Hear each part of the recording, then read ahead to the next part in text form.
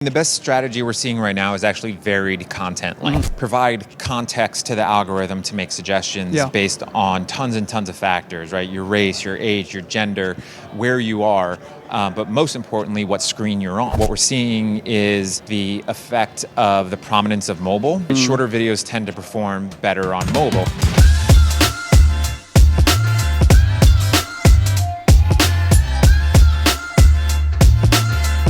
Want a copy of YouTube Secrets audiobook for free? Right now, when you sign up for a free 30-day trial of Audible, you can also get a complimentary copy of the #1 best-selling YouTube strategy book in the world. Download your copy today at tubesecretsaudio.com. What's up, influencers? Welcome to another interview where we're helping build your influence, income, and impact with online videos. I have a good friend of mine, Matt Gielen. Hey, hello. CEO of Little Monster, helping brands build audiences. One of the smartest guys when it comes to YouTube, analytics, algorithm, because I've known you've been doing this for over a decade. Is that true?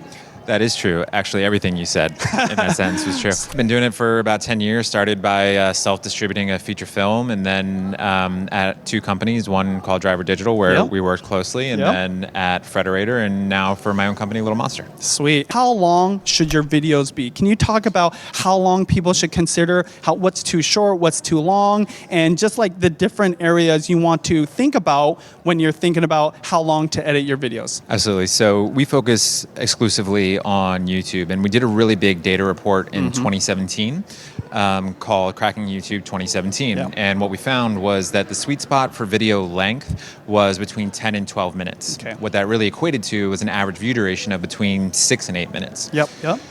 We just updated that report, calling it Cracking YouTube Algorithm 2020, looked at 200,000 videos, 20,000 YouTube channels to see what conclusions we could draw from examining their data. And what we found was that over the last year, videos that have been uploaded in the last year, that time frame has extended a little bit to between 5 and 9 minutes of average view duration, roughly the same lengths. However, when we just looked at videos uploaded in 2019, we're actually seeing videos that get 2, 3, and 4 minutes of average view duration performing extremely well. Now, not nearly as well in the first 7 days, but once you get to day 60 and day 90, they're actually performing just as well as longer videos. So, what, 2, 3, and 4 minute videos? Videos that generate 2, 3, and 4 minutes of average view duration. All right. On average, across the 200,000 video sample set we had. And so what we're finding to be, by and large, the two biggest factors in terms of generating viewership on YouTube has less to do with average view duration currently and far more to do with click-through rate and how many people are going to be interested in the actual topic that you're talking about. And then session time, right? How long of a session does your video create on YouTube, or how long does someone spend continuing to watch YouTube? Let's talk about the difference between the video length and average view duration. And I know that they've differed in the past, but maybe not as much now if you're crushing it, and what the difference is. So the video length is literally the length of the video file, right? So if you upload a 10-minute video, your video length is 10 minutes. Average view duration is how long on average do people spend watching your video.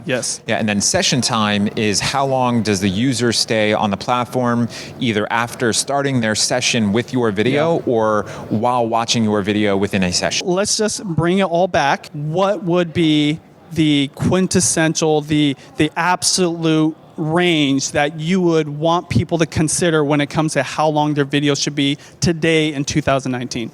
Well, it kind of depends on what specifically you're going for and what your goal is. If you're looking to entertain people and build a YouTube audience for the long haul, I would say that really your best bet is to have a video that's between 10 and 15 minutes in length. Those tend to do best from suggested. If you're just a creator and want to place a lot of small bets and see what works, then you're probably better being served in making many more 3 and 4 minute long videos so that you can test more formats, test more topics, and see what is going to resonate both for audiences and for the algorithm. I love what you're saying because there's different types of videos, right? And so I have a cooking channel. Sometimes my tutorials or my recipes don't take 10 or 15 minutes, but I still want to get that watch time, which is the amount of minutes actually watch of not just my videos, but many of my videos. Like literally I could crank out a recipe or a tutorial about some like cooking technique that's 1 to 2 minutes. If I want to extend that, what are things that I can do to extend that video without making it kind of fluffy and with no value? Well, I would say make it fluffy with value. Okay, there you go. Okay. That's a really complex question to ask, because really the only way to extend the video length is either by the film that you're putting into that video, right? Because the film is the content itself, and then you'll have your intro and your outro, whatever, your end screen, whatever it is, right? But the film itself, if you can't make that longer, well, then add additional films to that video file and put together what we call like a stitchy. Okay. Or other people might refer to it as a compilation. Okay, compilation tends to have a bit of a negative connotation. So you're basically stitching your library content onto your new content in order to create a file that is 10, 11, 12 minutes long. Got it.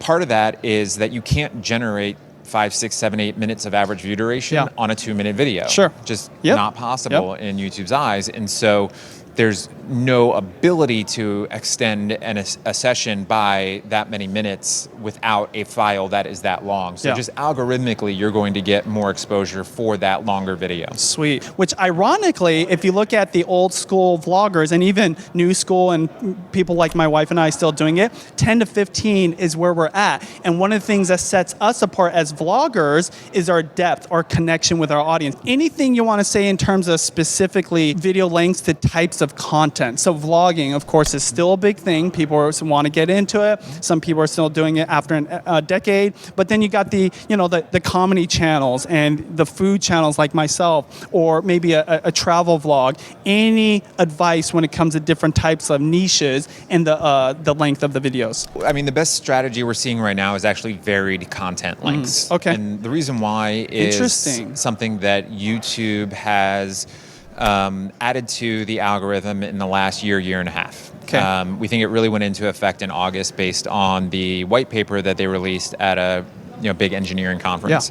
It's called latent cross. Okay, And what the latent cross does is provide context to the algorithm to make suggestions based on tons and tons of factors, right? Your race, your age, your gender, where you are, but most importantly, what screen you're on, right? And in that regard, what we're seeing is the effect of the prominence of mobile and the latent cross in suggesting shorter and shorter videos. Right? Shorter videos tend to perform better on mobile, especially when you're watching from browse. And so we're seeing shorter videos be applicable to more mobile browser users. And so it also matters who your audience is, right? If your audience is 13-year-olds, right, they're mostly watching on their phones. If your audience is older and watching cooking videos, they're probably more likely to be watching on a tablet, a TV, or a desktop laptop type of situation.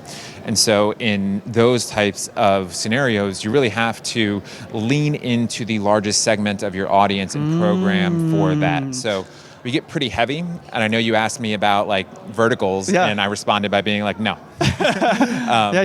By the way, I love the direction you took this, because at the end of the day, it's what works that people need to hear. Look at your core audience, or the one that you're trying to hit, or the majority, and put yourself in their shoes. What are they watching on? Are they watching on a mobile phone? I saw some kids literally watching iPads as they're walking into the elevator. They never once took their eyeballs off, right? Different viewing behavior there versus someone older, or maybe somebody that it watches from their office or the living room, maybe on a device like a TV or computer, much longer watch time, right? Or session. So those videos, at the end of the day, you need to determine who you're trying to reach out to, who you want to really connect with, and ask yourself, what is the average amount of minutes that they would watch? If they're on a mobile phone on the go, they're not going to be able to consume a 20-minute video.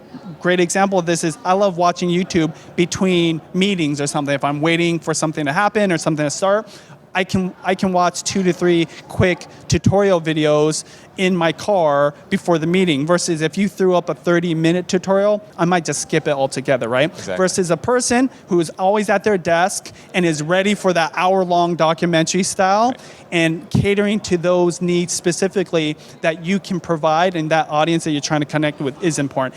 Matt, thank you so much for being on Video Influencers. You guys check out Matt's channel, Little Monsters. It's a YouTube channel talking about analytics, the algorithm, anything else that you talk about that people should know about so they can go visit your page? Yeah, Little Monster Media Co., or you can just search for my name, Matt Gielen. All we focus on is audience development. If you have other interests and other topics, that's not our house. Yeah. Our house is straight data and analysis and theory about building audiences and satisfying those audiences in video. Definitely go check it out. It's fairly new. It's about 6 months old, but I'm telling you, it's going to be a great place for you to go if you want to learn about those things. As always, we're helping you build your influence, income, and impact with online videos. Talk to you later.